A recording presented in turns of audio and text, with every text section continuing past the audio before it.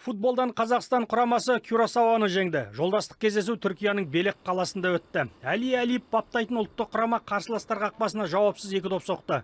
Максим Самородов пен Асқат Тағыберген мергендік танытып, матчқа нүкте қойды. Қазақстан әлем чемпионатына іріктеу кезеңіне дайындалып жатыр. Оқу-жаттығу жиын аясындағы жолдастық ойын жабық өтті.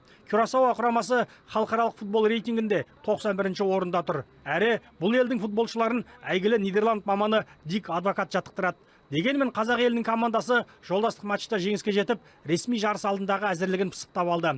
22 наурызда Қазақстан 2026 жылғы әлем чемпионатына іріктеу ойынын бастайды. Әли Әлиев шәкірттері Уэльске қонаққа барады. Сосын 25 наурызда сырт алаңда Лихтенштейнмен кездеседі. Две игры, ни одна из них не будет легкой. Қазір ұлттық құрама жасақталды. Өкінішке қарай жарақат алған жігіттер бар. Десе де барынша жақсы футболшыларды шақырттық. Алдағы матчтар оңай болмайды. Жауапкершілік үлкен. Оны бәріміз түсініп тұрмыз. Кюрасаумен кездесу жан-жақтан жиналған жігіттердің алаңда бір-бірін сезініп үйлесімді ойнап үйренуіне қажет болды.